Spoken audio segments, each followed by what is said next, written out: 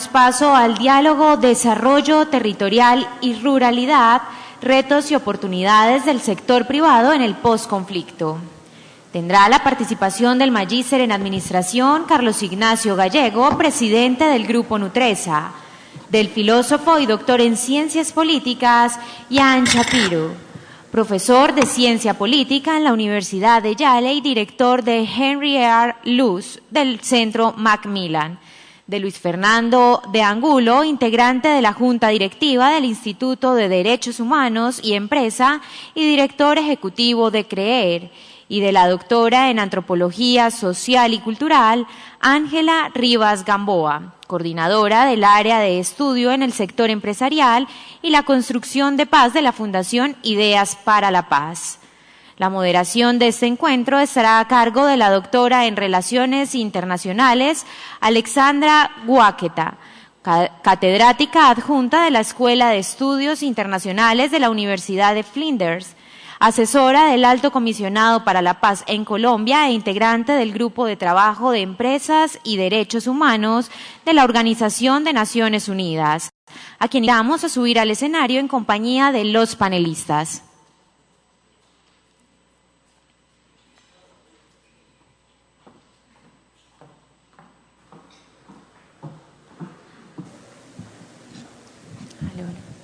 Vale.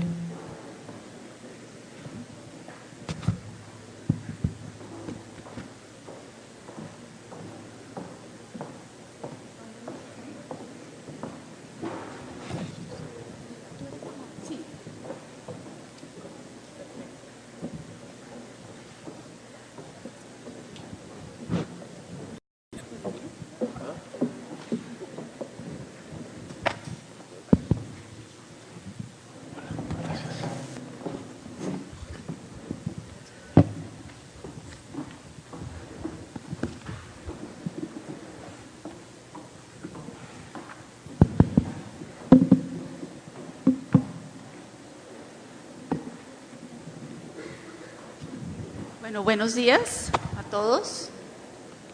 Quisiera agradecer a los organizadores por esta invitación a participar en este evento que pienso que tiene un gran significado. Pienso que es la expresión de haber pasado la página en la discusión, en el debate, en la reflexión sobre el rol de las empresas y la paz. Hace 2 años, y ya no tengo ese sombrero, hace 2 años el Alto Comisionado para la Paz me pidió que lo ayudara a pensar un poco sobre ese rol de las empresas en la paz. Y esto era en un momento muy diferente al que estamos hoy. Hoy estamos muy cerquita de firmar ese acuerdo. En ese momento no se veía luz al final del túnel. Las conversaciones eran de otro tenor. Entonces, en ese momento me devolví al escritorio, hice unos grupos focales. Ángela, Luis Fernando me acompañaron en esa tarea, les lancé una serie de ideas y llegamos a la siguiente conclusión, que parece hoy bastante obvia con el contenido del conversatorio de hoy, pero que en ese momento no lo era. Y es que el rol de las empresas no era solo la filantropía clásica. Y el rol de las empresas tampoco iba a ser contratar a 2 o 3 desmovilizados aquí y allá. Como alguna vez de manera provocativa dije en algún otro escenario, a mí no me queda claro que Timochenko quiera trabajar para tu empresa, ¿no? Entonces, el ejercicio iba a ser realmente distinto. También el tema, el contenido, la naturaleza de los acuerdos y el momento del país nos estaban empujando hacia algo diferente. Entonces, llegamos a la siguiente conclusión. Al menos 4 líneas iban a ser parte de esa receta. Una, liderazgo. Y es mucho de lo que hemos escuchado esta mañana. Algunos de esos liderazgos son visibles, otros se hacen detrás de bambalinas. Ian Shapiro ha escrito un artículo muy interesante sobre el rol de los empresarios en Sudáfrica, que lo recomiendo mucho, y hay muchos planos en los cuales ejercer liderazgo. El otro era asegurarse muy bien de que las prácticas empresariales no fueran a exacerbar los problemas, porque es que la paz no es fácil. Y una vez uno firme un acuerdo del fin del conflicto, no es cierto que todos los problemas se acaben.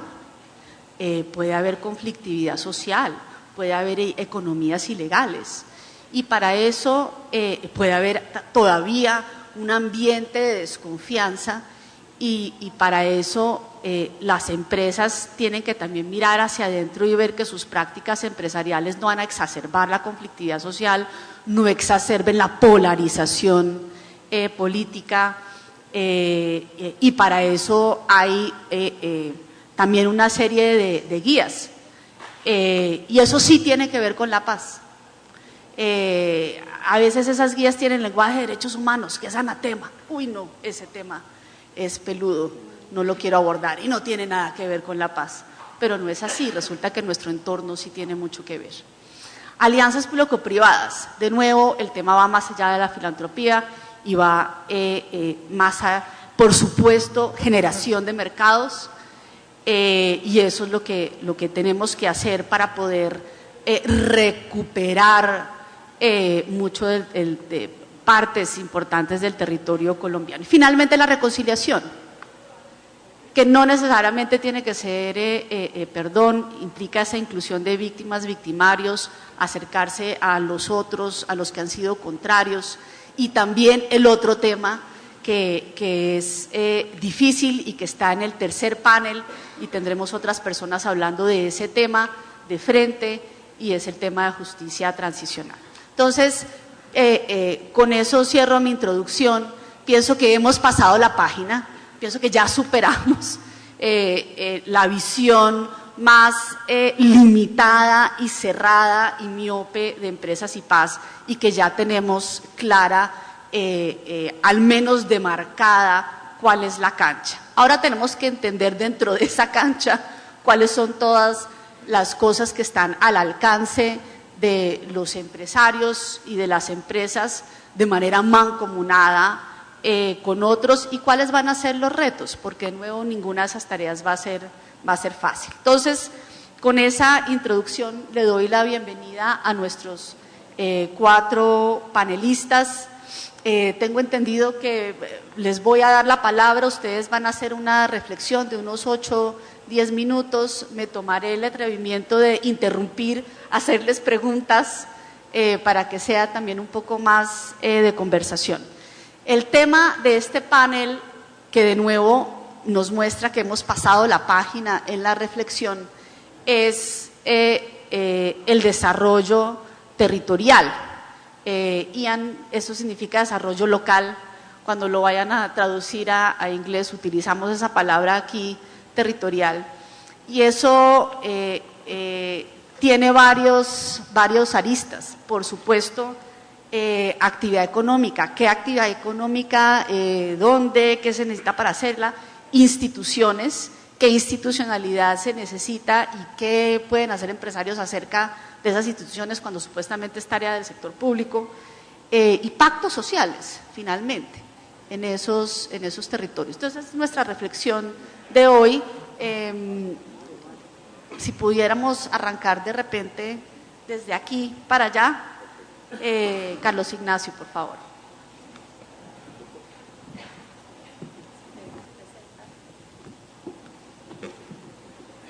Muy buenos días.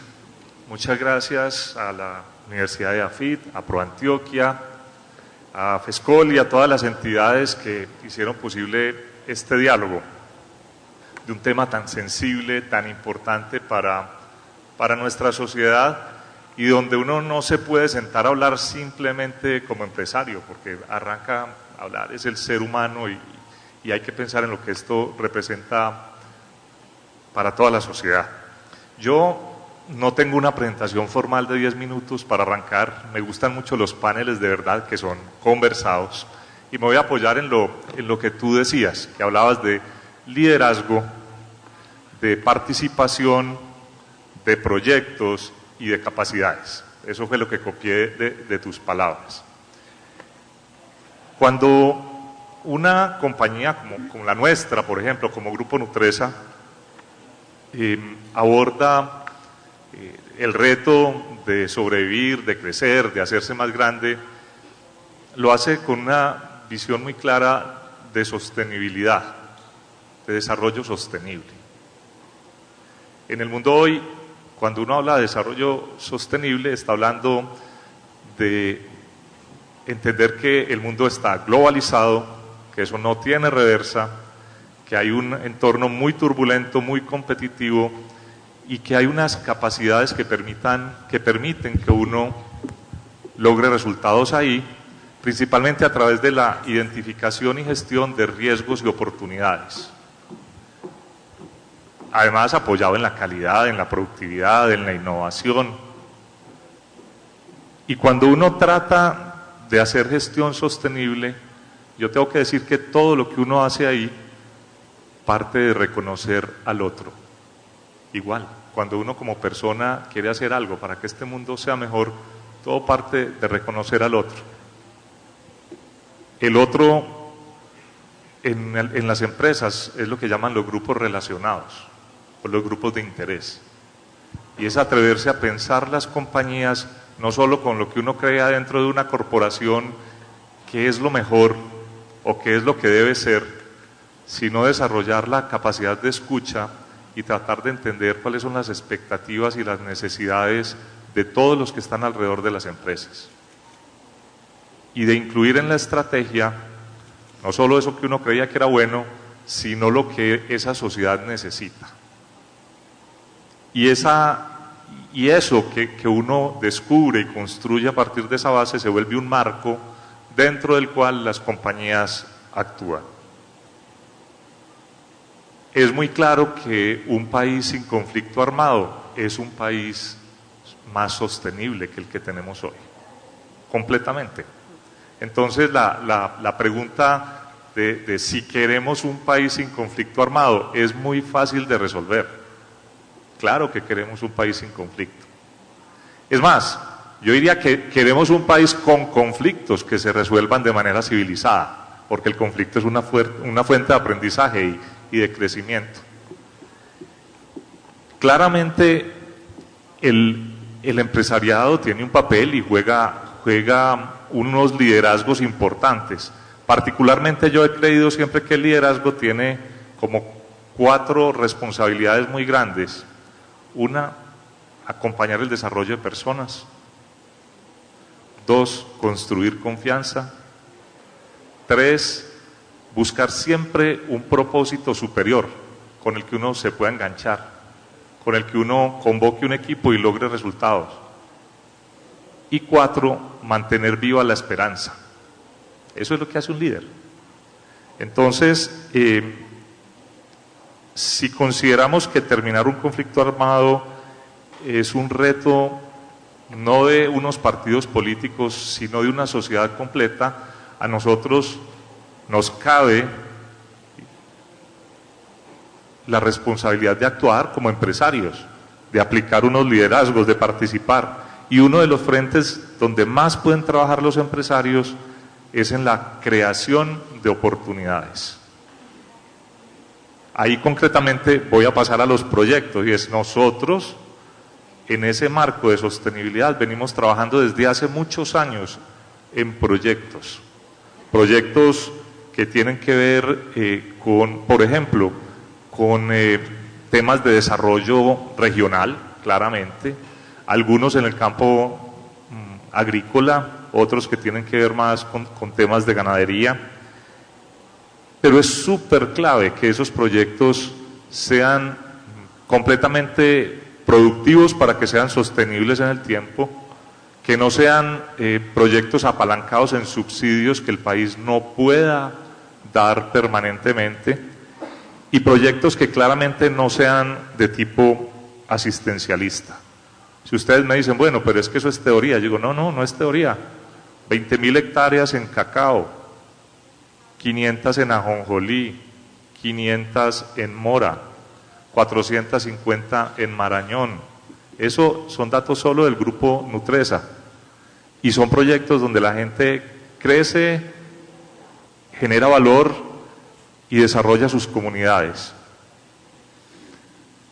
¿Qué creemos nosotros que viene de cara a este fin del conflicto y a los proyectos productivos? Primero, que esos proyectos, como los vemos, idealmente no deberían ser solo para quien deje las armas, deberían ser proyectos para población vulnerable, porque nosotros no podemos premiar al que coja las armas. Si los proyectos son solo para ellos, finalmente yo estaría estimulando el tomar las armas, porque esos son los que tienen proyectos, son proyectos para población vulnerable. Segundo, proyectos que nos pueden ser pensados solo en Colombia. Los productos que salgan de ahí se tienen que poder vender en cualquier parte del mundo. Tercero, que sean completamente respetuosos de los derechos humanos, o sea, sin trabajo infantil, sin trabajo forzado, donde sean proyectos viables y que apalanquen el desarrollo del país. Finalmente, proyectos que desarrollen capacidades en esas comunidades. Y para terminar, tengo que decir, tú mencionabas que hay que mirar hacia adentro, y sí, en estas organizaciones tenemos que desarrollar unas capacidades que no son muy frecuentes en el mundo empresarial. Voy a poner ejemplos. Uno, gestión de la diversidad. ¿Cómo entendemos más en las empresas que ser distintos no es un problema, sino una riqueza? ¿Cómo nos preparamos para ese momento que viene, cuando muchas veces nos han educado para ser iguales y al que es distinto lo castigan? Capacidades como la gestión de derechos humanos en una plataforma empresarial, donde tengo una aliada muy grande de la Fundación Ideas para la Paz. La solución de conflictos, que parece una cosa muy sencilla, pero la solución de conflictos dentro de las organizaciones ofrece un campo enorme de trabajo. Entonces, en resumen, creemos que hay un camino para finalizar el conflicto que está muy adelantado, que no es político, sino que es responsabilidad de la sociedad, donde el empresariado puede aportar con su liderazgo unos aspectos muy importantes, donde puede apoyar proyectos productivos que sean sostenibles en el tiempo y donde debe mirar hacia adentro y desarrollar las capacidades que necesita para esta etapa que viene. Déjame, te hago una pregunta. ¿Y qué piensas que se necesitaría si tú vas a apoyar proyectos en lejanías meta, en el Bagre, en Antioquia y en Puerto Leguízamo, en Putumayo? Porque parte del reto que tenemos sobre el desarrollo local es que es en ciertas zonas con ciertas características. Bueno, los proyectos que yo mencioné no quedan acá cerca, quedan en la Sierra Nevada, en los Montes de María, en Urabá o en el Putumayo, o sea, eso ya lo estamos viviendo. Lo primero que tengo que decir es que la mayoría de los proyectos se acaban no porque no haya tierra, y este aspecto es interesante, porque en la mentalidad económica y política de la guerrilla, ellos creen que la solución es repartir la tierra. Entonces, primero, el problema no es tierra, y aunque la repartan, esa no es la solución. La tierra sola no genera riqueza. Yo que soy muy aficionado a la historia, tengo muy claro lo que pasó acá cuando repartieron a los indígenas la tierra y terminaron vendiéndola de a pedacitos y muriéndose casi de hambre. Entonces, la solución no es la tierra. Segundo, la mayoría de los proyectos se acaban por falta. Todo proyecto tiene tres frentes: el paquete tecnológico, el paquete empresarial y el paquete social. Lo que más falla es el paquete social.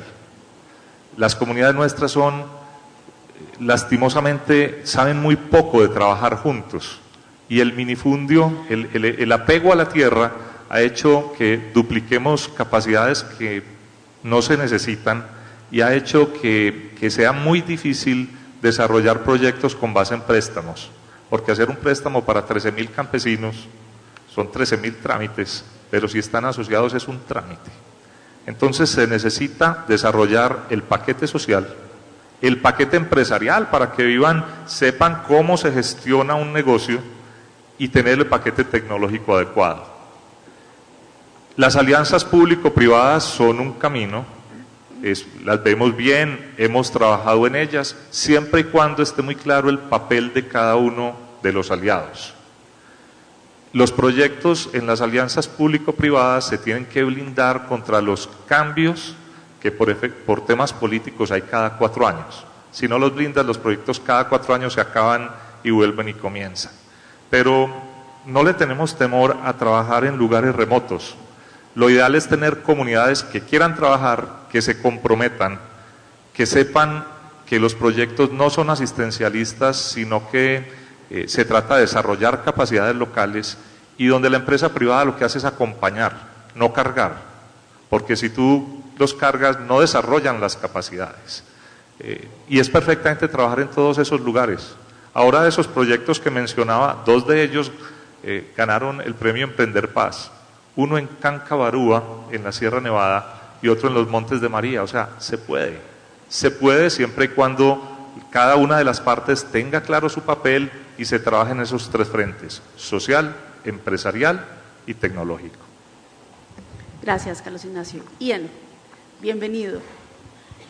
Sé que has escrito mucho sobre el rol de los empresarios detrás de bambalinas, yendo de un lugar desde un actor al otro, en la mitad de una negociación, en un proceso de paz, lo cual me lleva a los diferentes tiempos.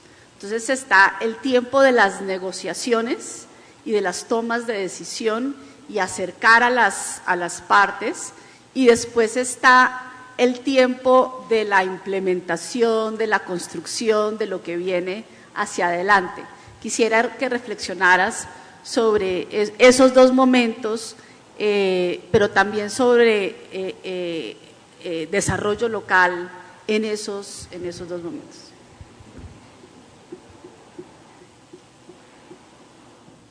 Well, thank you very much. Muchas gracias por invitarme acá con ustedes. De verdad es un privilegio para mí estar acá y educarme para saber en lo que está pasando en Colombia. Digamos que el cuento de Sudáfrica, que es lo que yo considero que de verdad conozco mucho y lo que les voy a hablar un poco a ustedes, les va a ofrecer a ustedes una inspiración de lo que está pasando en Colombia y posiblemente como un detalle de qué es lo que no debemos de hacer, en particularmente cuando estamos hablando la diferencia entre los eventos que llegaron a la transición y lo que ha pasado después de la transición, estos últimos 20 años. Porque sí, la empresa privada ha jugado un rol muy clave para esto. Si empezamos a hablar como la era de proyectos, vemos que hubo una evolución muy dramática de los negocios. Los intereses de los negocios en 1960 estaban totalmente adjuntados al apartheid y creaban muchos sistemas basados el sistema laboral en ese momento, del cual casi siempre tenían resultado sobre la mayoría que no tenía posición del gobierno, que crearon ese estado de apartheid. En 1960 el negocio empezó a ser más reformista, una fuerza reformista en la política de Sudáfrica. Por ejemplo, ellos empezaron a empujar la legalización de uniones de trabajo con los negros, ¿sí? Con las negritudes, y sabían que eso iba a ser un poquito más difícil para ellos, pero empezaron a negociar con las mentes de las personas, y ellos de verdad empezaron a darse cuenta que apartheid no era una orden sostenible en el tiempo, y se dieron cuenta que tenían que empezar a estructurar el futuro del país. Y en 1980 empezaron a pasarse de ser aún más de un reformista a volverse un vanguardistas para el cambio del país. Y digamos que cuando todavía era ilegal hablar con el Congreso Africano Nacional en 1980, los líderes de las empresas corporativas grandes de Sudáfrica empezaron a reunirse con ese liderazgo de esas estas situaciones a lo que encontrarse con ellos en exilio, ¿cierto? Y sí, había mucha rabia del gobierno que estaba montado en el momento, pero después de 1989, los líderes de los negocios, de las empresas, empezaron a estar muy interesados en una transición. Hasta ese punto de tiempo, ellos estaban un poquito tenían mucho miedo porque pensaban que esa transición podía traer el comunismo a Sudáfrica, porque digamos que ese liderazgo de esa parte y con el colapso del comunismo en 1980, yo me di cuenta, un negociante me dijo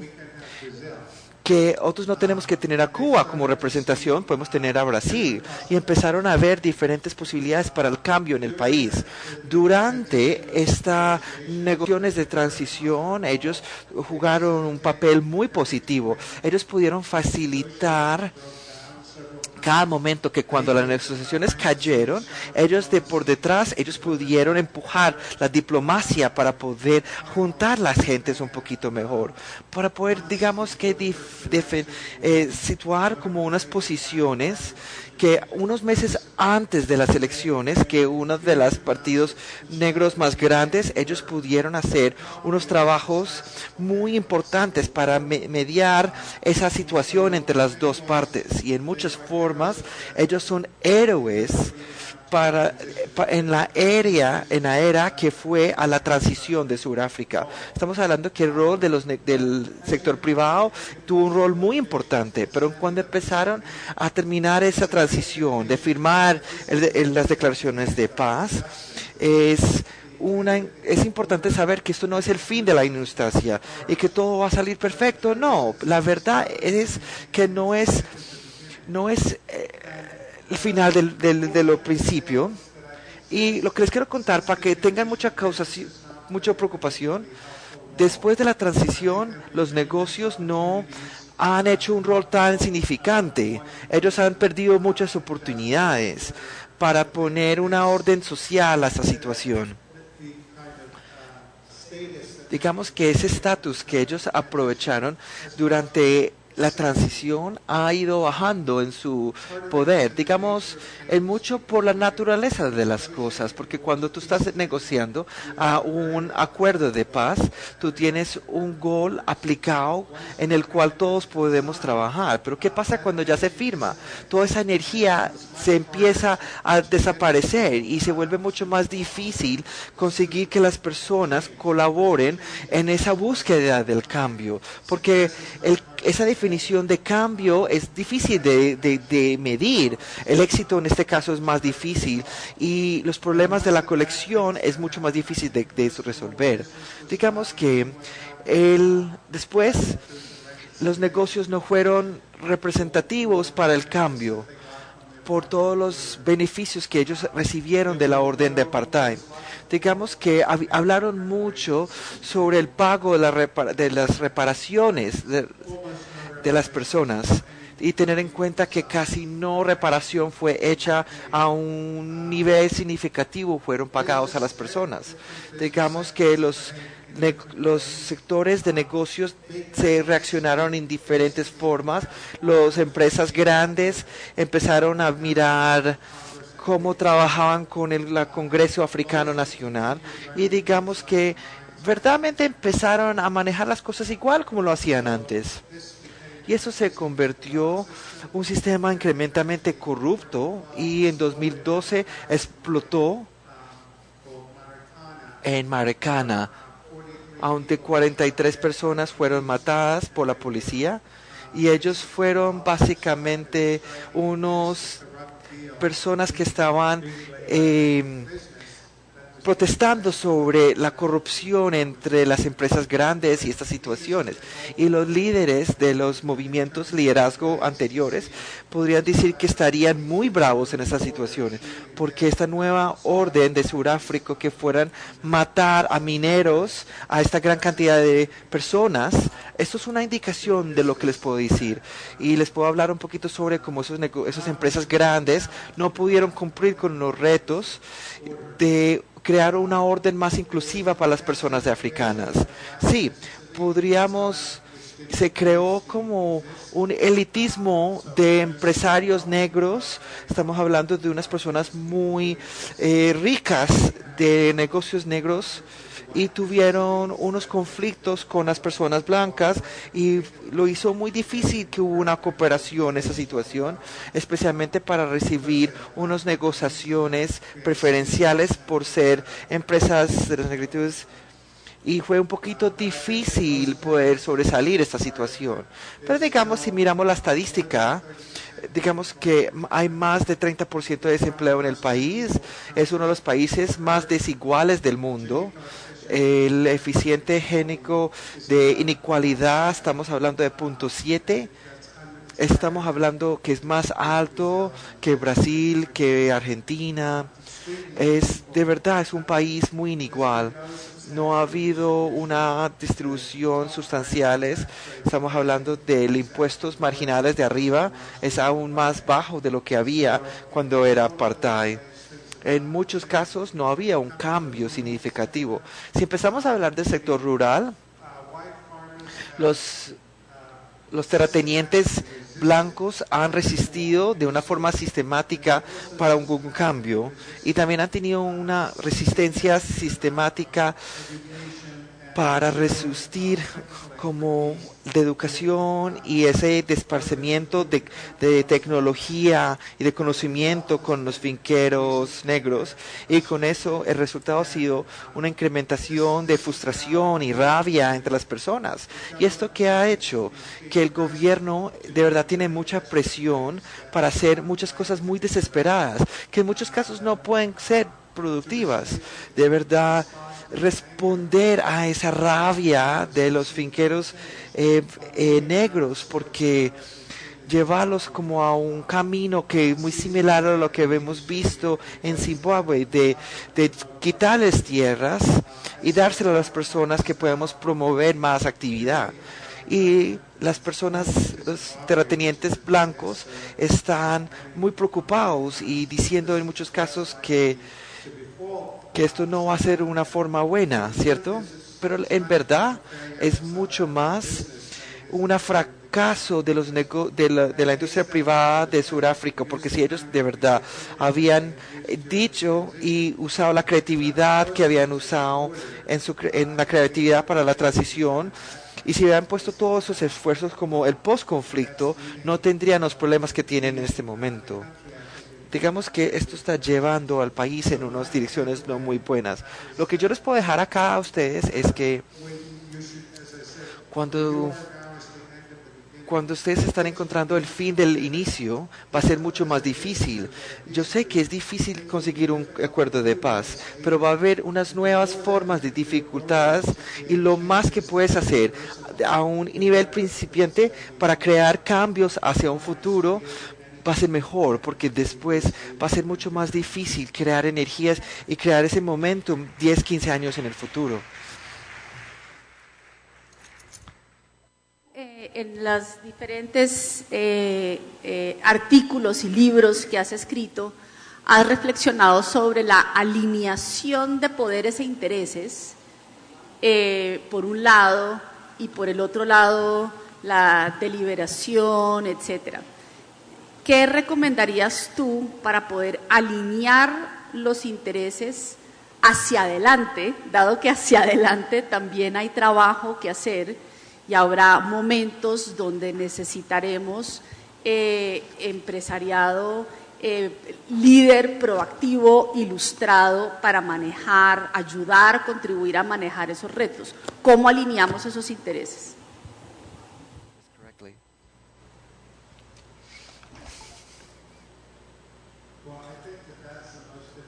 Yo considero que eso es uno de los puntos más difíciles para hacer cuando empezamos a trabajar, que todas las personas empiezan a tener un punto de interés para firmar un congreso. Es mucho más fácil de alinear esos intereses, pero digamos que en posconflicto va a ser mucho más difícil. Uno de los puntos, digamos que me siento un poquito como no tanto para dar consejos porque no tengo mucho conocimiento de Colombia, pero yo soy un creador que es importante tener mucho conocimiento a nivel de la calle antes de dar consejos. Pero Una de las cosas, parte de la realidad que ustedes no deben de ignorar es que los intereses van a salirse más en los tiempos y que va a haber mucha diferencia en intereses, aún más 5 años después. Digamos que entre más podemos montar, al principio es mejor, no puedo darle más énfasis. Digamos que cambios en las estructuras de impuesto, cambios de la distribución de los terrenos, de verdad es conseguir que los negocios y el mensaje a los políticos es que deben hacer los cambios entre más rápido mejor, pero para la empresa privada es entre más cambios haces al principio, más influencia vas a tener en el cambio al futuro. Y lo que yo he visto como el sector económico de Sudáfrica es una situación donde los terratenientes blancos van a tener menos posición. Yo digamos que eso no va a ser como algo muy productivo, pero bueno, pero digamos que si esos terratenientes blancos hubieran entrado a esa idea de cambio y hacer ese cambio, esas situaciones, podrían dado una mejor forma a esa situación. Es como un punto de vista de la democracia. La democracia en Estados Unidos fue invocado al cambio hacia los franceses. Y su mensaje claro era que los partes de las comunidades élite que estén por delante de los cambios que iban a venir. O como el jugador famoso de Wayne Gretzky dijo, cuando le preguntaron qué te hacía un buen jugador, él decía, yo voy a donde va a estar la jugada, no a donde está la jugada en este momento. Ese es el reto principal, pensar qué viene adelante, de verdad, estar adelantados al cambio que nos viene para que nosotros podamos estructurarlo en vez de definirlos con él. Digamos que los negocios surafricanos fueron muy buenos para todo esto llegando a la transición, pero después de la transición han tenido muchos problemas. We have seen a lot of examples of what South Africa. Municipios de nuevo en Colombia, Luis Fernando, y sé que has pensado sobre este tema. Por supuesto, necesitamos generar mercados de calidad social y ambiental en el rural disperso. Háblanos de unos retos de lo que eso implica. Gracias, Alexandra. Pues yo creo que en este momento vale la pena acordarse de la palabra precisa con que se denomina el Acuerdo de La Habana. Es para la terminación del conflicto. Eso a veces siento que se nos olvida. Y construcción de paz, como decían en este momento, ahora estamos en el comienzo de esa etapa. Y estamos viendo pues que hay como en este escenario, una reflexión, una manera de buscar caminos, rutas, convergencias, pero eso, si hacemos una composición del lugar, podremos imaginarnos si hay unas personas como reflejos de nosotros en el Catatumbo y en Nariño y en Caquetá y en Putumayo pensando lo mismo. ¿Cómo vamos a hacer para construcción de paz? No sé contestar eso, pero sí me queda claro, como ha insistido mucho la senadora Claudia López, es desde allá que hay que hacer la construcción de sociedad, Estado y mercados. Y yo veo ahí unos retos donde el empresariado juega un papel grande. Y veo pues dos grupos de retos, uno que tiene que ver con el manejo de conflictos, y hay un término que en los años hemos usado con Alexandra, que es conflictos con C pequeña. Pero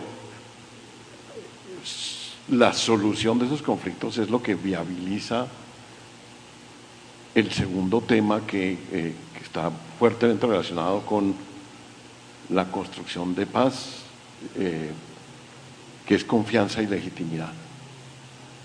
Y en el caso del empresariado, pongo la pregunta y me devuelvo ahora a lo de los conflictos, es preguntarnos si en los escenarios rurales donde hay que lograr esa construcción de paz, el sector empresarial tiene el reconocimiento y la legitimidad necesaria para ser reconocido como un interlocutor en la construcción de paz. ¿O hay todavía barreras de desconfianza para que allá haya escenarios donde no solamente se delibera de mercados, sino se delibera de ese objetivo altruista de la construcción de una Colombia distinta? Entonces son dos dimensiones. Me devuelvo rápidamente al tema de conflictos. Hicimos un estudio en 83 municipios para mirar cómo era la naturaleza y la tipología de esos conflictos con C pequeña, que tienen que ver con tierras, que tienen que ver con temas laborales, con reclamos ambientales, con afectaciones de salud. Lo que ocurre cotidianamente, y aquí se dijo, y yo estoy totalmente de acuerdo, que hay que poder tener esos conflictos y hay que poder resolverlos. ¿Qué encontramos? Aproximadamente, pues más de la mitad, entre el 50 y 60% de las situaciones que vimos en escenarios específicos tienen que ver con actuaciones administrativas del Estado o ausencia de esas actuaciones. Eso corresponde a distintas acciones que no convergen, que se contradicen entre distintas instituciones de distintos niveles. Pero allá hay unos ciudadanos que, igual que los empresarios, quieren seguridad jurídica. Los empresarios con toda razón dicen, pero necesitamos seguridad jurídica. En los procesos de construcción de paz, allá pasa lo mismo. No tienen la voz ni la resonancia, pero esa es una. La otra, que las políticas sectoriales y las decisiones sectoriales, llámese infraestructura, llámese políticas de tierra, llámese minería, llámese petróleo, esa no está alineado con las aspiraciones territoriales de desarrollo. Entonces, ¿cómo nos van a sorprender que entonces se acuda a procedimientos de participación ciudadana como las consultas populares, si las dos, el territorio y el sector, no se encuentran y no se han desarrollado los espacios para que se encuentren? Hicimos una muestra de planes de desarrollo municipal y de planes de desarrollo departamental de zonas petroleras y mineras. En ninguno, en el caso de minería, en ninguno encontramos planteamientos de cómo usar los recursos mineros para crecimiento y desarrollo económico. Había referencias a el uso de las regalías, a convertir las regalías. Había referencias a retos o problemas ambientales, pero no había uno que dijera, aquí parece que debajo de este suelo hay hierro y tenemos que hablar con el Servicio Geológico Nacional para ver si podemos sacar adelante algo usando el hierro, o tomar la decisión de no usarlo porque hay porque no lo queremos tener aquí. O sea, no, eso se ve distante, se ve remoto. Entonces, cuando uno piensa en esa visión de construcción de riqueza como una nación, se encuentra que hay unos discursos distintos y eso tiene que poderse encontrar. Eso para hablar, pues, vuelvo a los conflictos, a actuaciones administrativas. Y ausencia de las mismas porque también encontramos que un reclamo, una queja, no tiene una manera predecible de navegar por la maraña de rutas, canales, para que una petición o un reclamo frente a la administración pública, llámese local, departamental o nacional, tenga seguimiento, tenga acción, tenga respuesta, sea transparente, sea confiable y alguien responda por eso.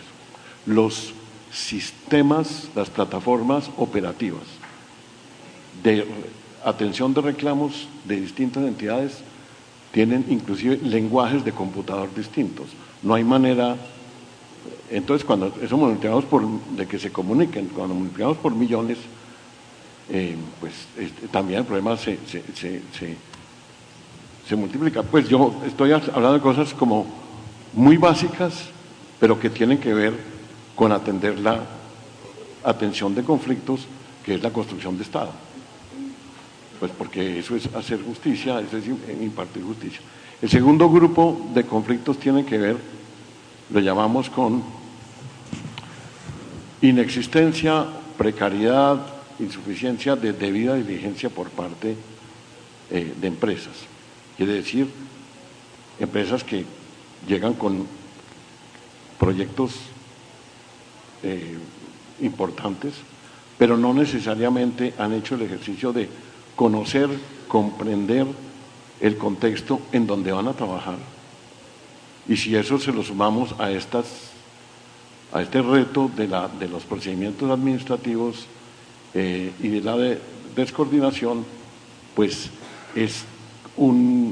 está servido, digamos, la probabilidad de que entonces haya desencuentros entre las comunidades y las empresas también nace ahí.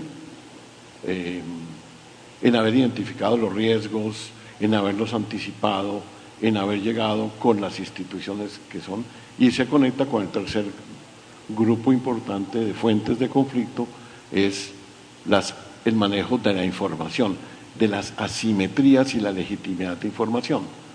Entonces, efectivamente, progresivamente el sector empresarial grande pues ha venido aprendiendo y desarrollando capacidades de hacer sus estudios de riesgo, sus estudios de impacto, hace los estudios de impacto ambiental en proyectos grandes. Pero la pregunta que surge es, ¿eso es entendido, compartido? ¿Se asegura que las inquietudes alrededor de esas iniciativas son apropiadamente clarificadas y atendidas? Las explicaciones que las comunidades necesitan recibir alrededor de sus derechos, de sus momentos de participación, vienen explicadas por la fuente apropiada, o a veces, como hemos participado de distinta manera, son las mismas empresas las que tienen que explicarle a los ciudadanos cuáles son sus derechos. Y entonces, pues, ¿quién no tendría un poquito de desconfianza? Bueno, pero el señor me está explicando a mí lo que yo tengo derecho. Eso, si lo ponemos, digamos, como la génesis y las dinámicas de conflictos y necesidad de justicia administrativa y solución de conflictos frente a la oferta, nos encontramos que ese es un tema en el que hay que trabajar muy rápido y muy fuertemente para habilitar la oferta de solución de conflictos en nivel local para que pueda responder a ese, y ojalá ocurra, aumentada actividad económica, inversión, proyectos, más interacciones, más presencias. Pero puede darse un desencuentro que va entonces a fortalecer esa sensación de desconfianza. Aquí nos han prometido la paz y estamos enfrentando lo mismo, las mismas situaciones. Yo paro ahí, tengo otras cosas, pero seguramente en la siguiente. Muy bien, el tiempo va avanzando rápido, voy a pasar a Ángela. Dentro de lo que tienes pensado decir, me gustaría, Ángela, que reflexionaras sobre el rol de las empresas en construir institucionalidad democrática, que es algo que no es el rol más obvio que se nos ocurren los proyectos productivos, eso es lo que sabemos hacer, lo tenemos que hacer, necesitamos más mercado, pero resulta que alrededor de eso se necesita institucionalidad. Reflexiona acerca de eso también. Bueno, muchas gracias. Yo quisiera además darle las gracias a AFIT, a FESCOL y a ProAntioquia por habernos invitado a ser parte no solamente de este panel, sino también a apoyar el evento.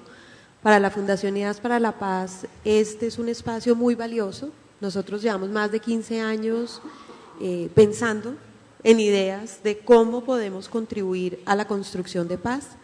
Yo he tenido la enorme fortuna de poder dedicar mi tiempo a pensar cómo las empresas pueden aportar a la paz, y creo que pues este es uno de esos espacios en donde parte de esas reflexiones pues cobran sentido.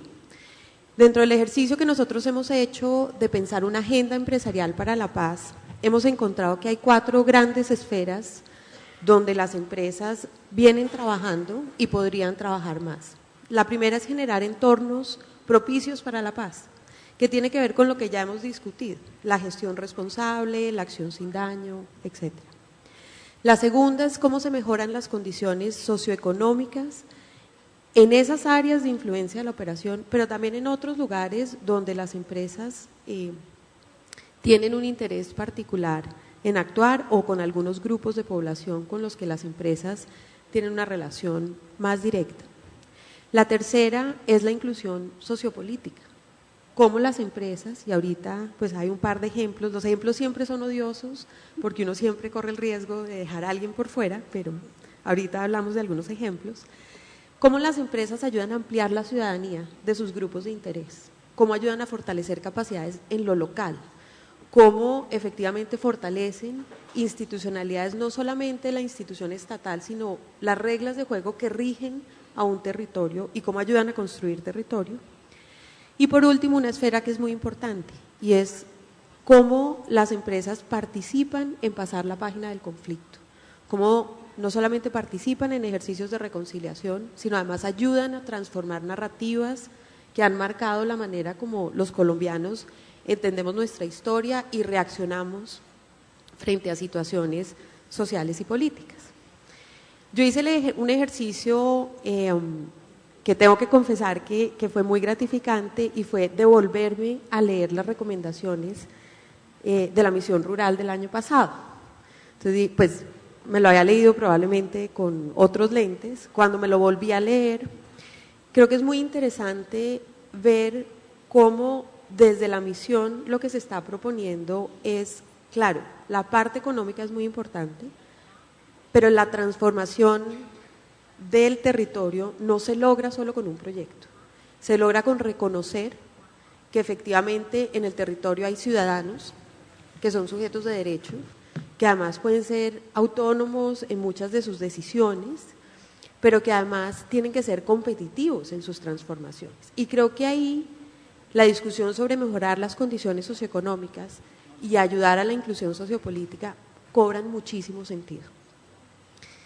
Cuando uno mira no solamente el informe de la misión rural, sino el acuerdo sobre el desarrollo integral o el desarrollo rural integral, que es el primer acuerdo que sale de La Habana, y uno mira las consideraciones que hay sobre cómo se accede a la tierra, sobre cuáles son los proyectos de desarrollo en determinados territorios, cuando uno mira con detalle eso, entiende que aquí hay una enorme posibilidad de transformación, pero la transformación no puede dejar por fuera lo político, no puede dejar por fuera lo institucional, no puede dejar por fuera esas otras cosas.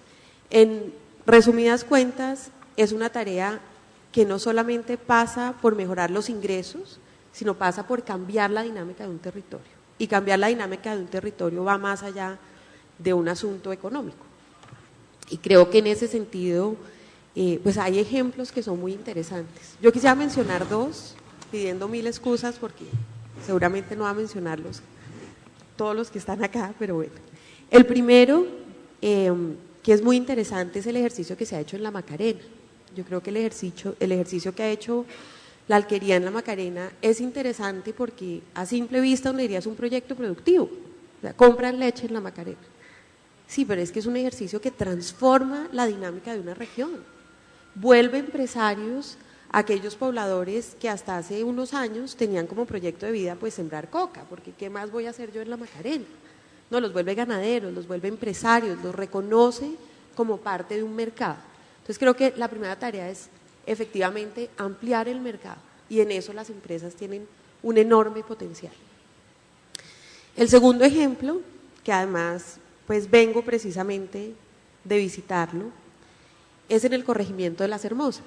para los que no están familiarizados con la geografía, Las Hermosas, digamos, es un corregimiento donde las FARC han tenido una presencia histórica. Es el corregimiento donde estaba Alfonso Cano cuando lo mataron. Y es el corregimiento donde una empresa como Isagen desarrolla un proyecto de generación de energía.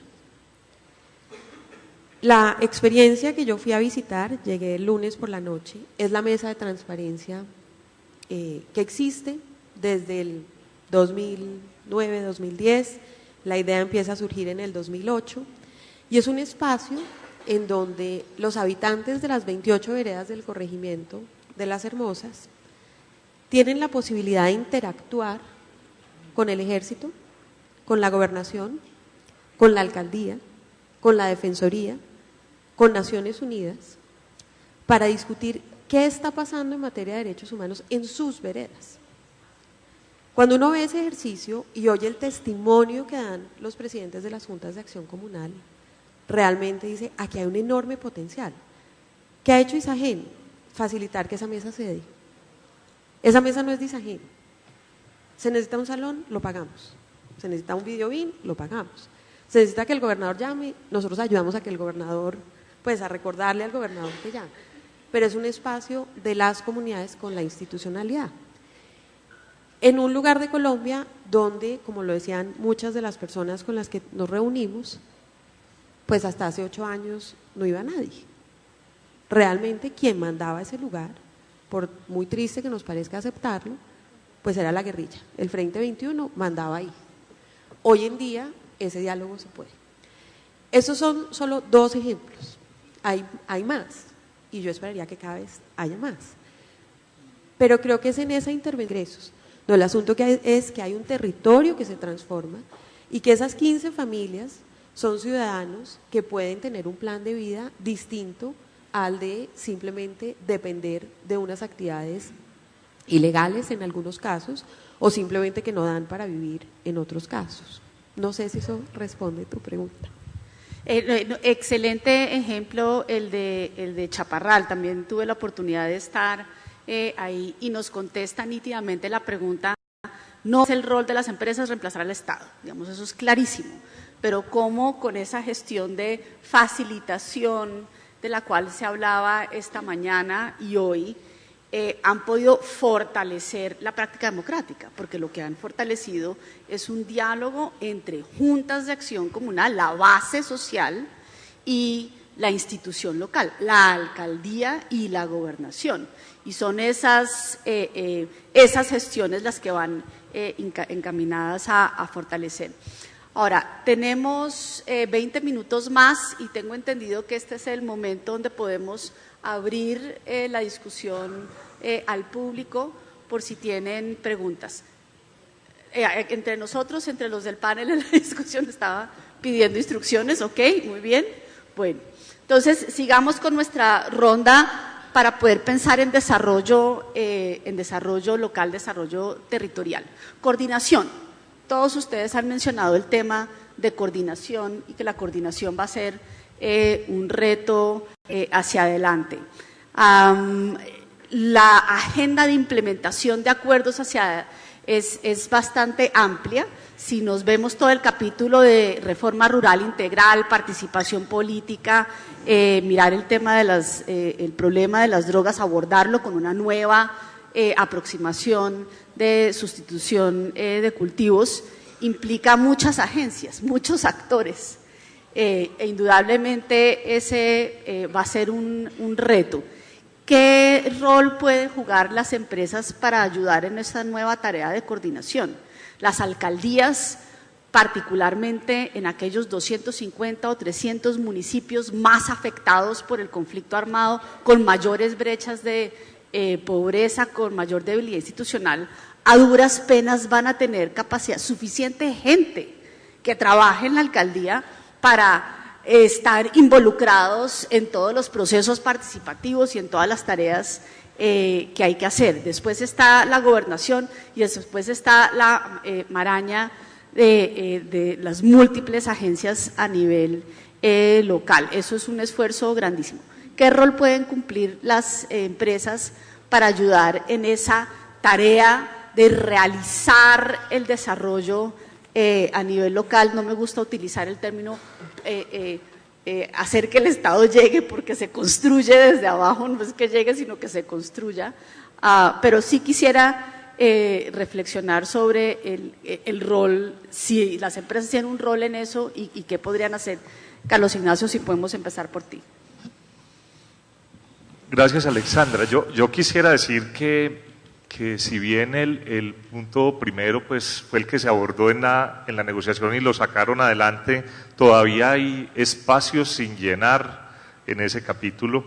Y muy bien, una comunicación reciente de ProAntioquia y de la ANDI señalaba, por ejemplo, que en el tema del Banco de Tierras no se sabe cómo es, todavía no se ha cerrado ese punto, no se sabe el monto de los subsidios ni el número de beneficiarios con exactitud, y claramente hay un reto, se señala un reto que hay gigante de articulación, porque se está tratando de crear una institucionalidad para que vuelva reales esos acuerdos, pero es que ya tenemos otra institucionalidad que se supone que se encarga de eso. Entonces, yo diría que una forma en la que estamos participando es precisamente señalando un camino que falta por cerrar. Se señalaba también que, por ejemplo, el sistema de gestión catastral, en el que se basa mucho del fondeo de los acuerdos, todavía no está. Y llevamos muchos años, prácticamente en el país hay 2 catastros. Entonces, señalando que estamos hablando de cómo gestionar algo que no se ha cerrado del todo, yo creo que hay una palabra que no hemos mencionado acá en este panel todavía, que es el tema de corrupción y de lucha contra la corrupción. Y yo creo que al empresariado le corresponde desde su papel también ser muy claro como actor en la lucha que debe dar el país contra la corrupción. Ese es un tema. Segundo, creo que en lo que es desarrollo de capacidades locales para que haya gestión, puede acompañar y lo puede hacer a nivel gremial. Yo no lo veo tanto ahí a nivel empresarial, digamos individual, pero hay organizaciones, algunas que tienen que ver con justicia, otras que tienen que ver con educación, donde hay ONGs de origen empresarial que pueden aportar mucho. Yo no veo a la empresa privada sustituyendo al Estado, gestionando a nivel local. Lo veo como un aliado que tiene la obligación de señalar cuando nos desviemos y que debería insistir en que esos puntos que están pendientes en los acuerdos no se cierren al final a la carrera porque ya vamos a cerrar, sino que se hagan de una manera responsable. El empresariado además tiene experiencia en gestionar proyectos y en gestionar recursos. Yo con toda sinceridad, uno de los temores que tengo de cara a los proyectos de posconflicto es que el gobierno es muy bueno asignando recursos, pero no gestionando proyectos. Normalmente los proyectos públicos toman más tiempo y cuestan más. Entonces, yo creo que ahí hay una oportunidad también de participar en veedurías, de participar como invitado en los órganos que se creen a nivel regional. Ya lo hemos hecho como empresarios en algunos casos en consejos de política social, por ejemplo en la Gobernación de Antioquia, lo hemos hecho en temas de educación, participando en comités de educación a nivel local, y yo creo que puede haber una presencia, no ser los protagonistas, pero sí acompañar y tener una voz fuerte en el momento en que haya desviaciones. Hay un riesgo de corrupción, o sea, hay corrupción hoy, pero puede haber mucha más en un momento en que de pronto se tome, si nos vamos por un enfoque distributivo asistencialista, sería terrible. Y ahí el empresariado tiene que tener un papel muy vertical, de que ese no es el camino. Yo quería señalar, ahora que hablábamos un poco de confianza, porque todo ese acompañamiento tiene que ver con confianza. Yo tuve la oportunidad de ir con un grupo de líderes y de empresarios a La Habana, y pongo entre comillas una frase que nos dijo uno de los negociadores de la guerrilla, nos dijo: la desconfianza es mutua, La desconfianza es mutua. Y lo otro es que siempre nos imaginamos también a la guerrilla como parada haciendo lo mismo que hacía antes. Y digo otra frase también entre comillas, es nosotros queremos formar empresas y queremos tener empresas rurales y competir. Entonces hay que imaginarse, sacarnos de la cabeza como el paradigma de su posición anterior e imaginarnos como actores en una sociedad distinta, donde nos atrevamos a liberarnos de esa carga de venganza y construyamos un país distinto. Yo creo que el reto que tiene Colombia y los empresarios podemos ayudar es cómo construimos un propósito común de sociedad y de país al que le apuntemos todos. Ahí tenemos que aportar mucho los empresarios. Gracias, Carlos Ignacio. Ian. 2 points I would. 2 puntos que me gustaría hacer acá serían: uno, un poco sobre la corrupción. Otros sabemos mucho sobre corrupción en África. Digamos que Mo Ibrahim es muy famoso porque él dijo que los políticos no se corrompen ellos mismos. Por cada uno de los políticos corruptos hay docenas de empresarios corruptos que les ayudan. En otras palabras, es papelear. Tener una vía contra la corrupción es de verdad llegar y mirar esos líderes de los negocios, de los empresarios, ellos de verdad poder analizar y parar esa tentación a la corrupción. Y digamos, para la parte rural, lo que ustedes pueden aprender de África, y no solamente de Sudáfrica, y también Nigeria y otras partes de África, es de verdad enfocarnos menos en el terreno y más en el capital humano y la capacidad que podemos utilizar ese territorio. Y yo considero que eso sería el imperativo más importante, educación y empleo, para poder digamos que una educación para el empleo es la mejor forma de ir, porque en países con gran cantidad de personas no educados, la idea de que el gobierno le va a poder ayudar y darles la educación necesaria para que ellos puedan enseñarle a las gentes lo que tienen que aprender, para que ellos puedan trabajar las tierras muy productivamente, es muy irrealístico. En un país como Nigeria hoy van a encontrar que de hecho el sector privado es situaciones donde el sector privado o otras ONGs están entrando a como una brecha educacional, que están tratando de desarrollar educación porque está claro que el gobierno no tiene la capacidad para educar a sus personas. Y yo considero que esto es otra lesión que tienen que tener en cuenta, que el sector privado debe de pensar, de verse más influencial en la educación de los niños, ¿cierto? Sí, en la influencia de los gobiernos para asegurarnos que no tengamos otra generación perdida de muchachos.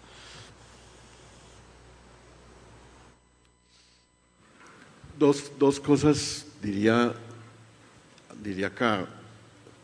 Uno, en la construcción de confianza generalmente se inicia por tener una tarea común.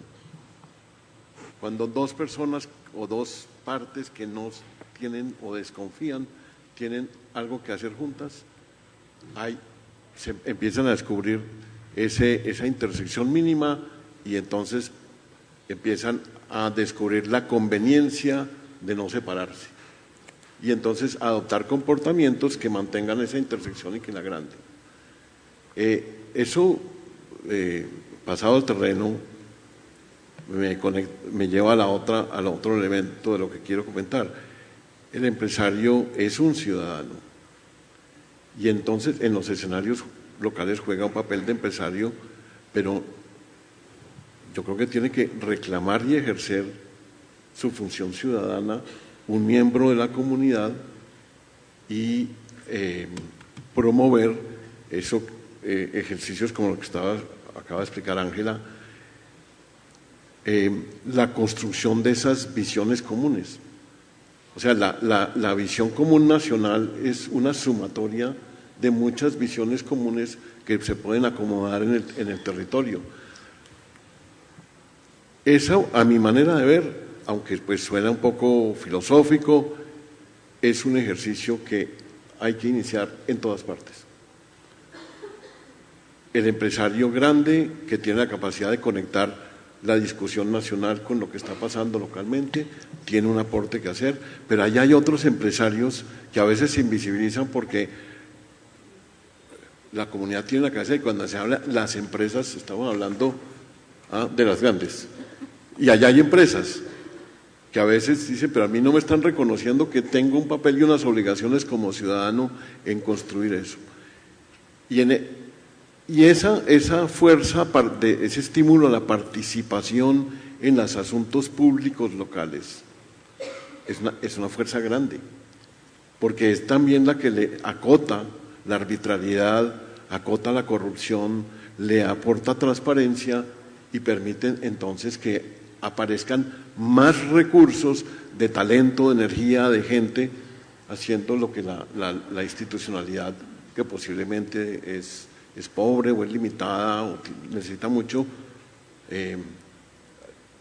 se suma ese esfuerzo ciudadano con empresarios a una mejor administración pública. Para mí, eso es construir Estado a nivel local. Hace unos años, y sería interesantísimo que volviéramos a ver colectivamente los videos del ejercicio de Destino Colombia. Eso fue muy poderoso.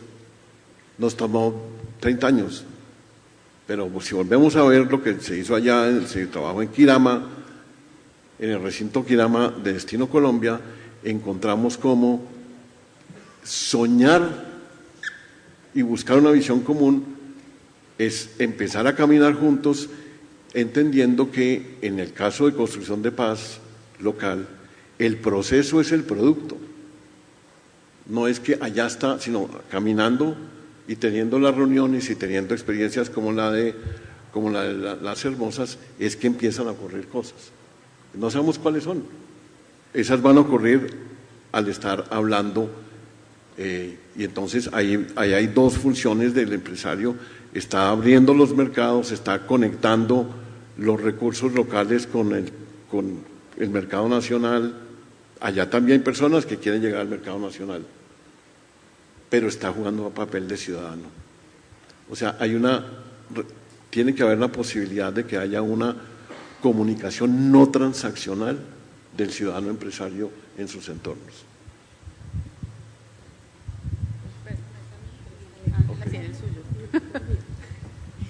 Bueno, yo quisiera dividir como en dos puntos. El primero es la confianza, y creo que ese es un elemento fundamental.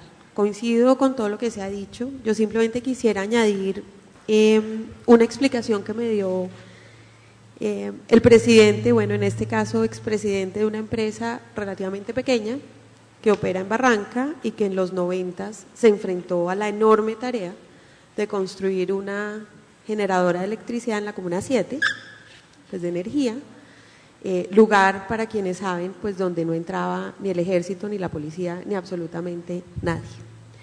Y la explicación que me da este empresario es: la diferencia es cuando tú entras como Cristóbal Colón o como Marco Polo. Si tú entras como Cristóbal Colón, a ti no te interesa construir ninguna relación. Tú entras a hacer tu tarea y te vas. Marco Polo entró a construir relaciones. Y creo que no solamente se necesitaría una tarea conjunta, sino una disponibilidad a construir esa relación. O sea, una vocación de permanencia en el territorio, un reconocimiento de que es que ahí nos vamos a quedar, ahí vamos a estar. La experiencia de esta empresa, que es Tipiel, es que confluyen una cantidad de actores, incluida la empresa, para generar una ciudadela educativa en un lugar donde no existía ni siquiera la posibilidad de imaginarse que eso podía llegar a suceder. Y logran además construir la central de generación de energía sin utilizar esquemas de seguridad duros y sin utilizar vigilancia, porque construyeron confianza, porque entendieron que su misión era estar ahí y que la de los demás también era estar ahí, y era entre todos que lo tenían que construir. Para mí esa figura entre la mirada de Colón o la mirada de Marco Polo me parece que puede ser muy útil en la discusión sobre confianza. Frente al tema de coordinación y articulación, yo quisiera contarles que en Guías Colombia, que es una iniciativa multiactor, creo que varios de ustedes la conocen, confluyen organizaciones no gubernamentales, empresas, organizaciones internacionales, el gobierno colombiano. Llevamos ya varios meses discutiendo la guía de fortalecimiento institucional. Y no es una guía sencilla, porque todos decimos, sí, fortalecimiento institucional. Bueno, ¿y qué es? ¿Y cómo se hace? ¿Y cuál es la guía práctica para hacerlo? O sea, es un asunto de darle plata al Estado para que en lo local tenga mejores herramientas, o tengo que hacer algo más como empresa, o no debería darle plata, en fin. Y hemos llegado a algunas conclusiones preliminares que yo quisiera compartir, porque creo que son útiles. La primera es que las empresas, cuando hablan de fortalecimiento institucional, hay cosas que sí o sí se tienen que asegurar de que están haciendo. La primera, no están minando la institucionalidad estatal. No están generando dinámicas donde no se conoce que quien debe, por ejemplo, solucionar los conflictos es el Estado en lo local. No están indirecta o directamente fortaleciendo institucionalidades paralelas que pueden existir. Por ejemplo, cuando un actor armado no estatal dirime las diferencias. Tienen que ayudar a que eso no sea aceptable. Pero además tiene un enorme abanico de opciones para fortalecer las reglas de juego en lo local. Eso pasa por entender cómo actuar con el Estado en lo local. Eso pasa también por identificar cuáles son las organizaciones sociales que deben ser fortalecidas y que deben ser reconocidas como tal, y qué implica ese fortalecimiento. Yo vuelvo a mi ejemplo en Barranca. Cuando una empresa reconoce que los grupos de mujeres son interlocutores válidos y que la preocupación por tener un colegio para que sus hijos no tengan que atravesar la ciudad con el riesgo de que en ese ir y venir pues no vuelvan, esa es un reconocimiento que es muy válido para fortalecer a esa organización y para reconocer que ahí hay unas reglas de juego con los que todos podemos comulgar.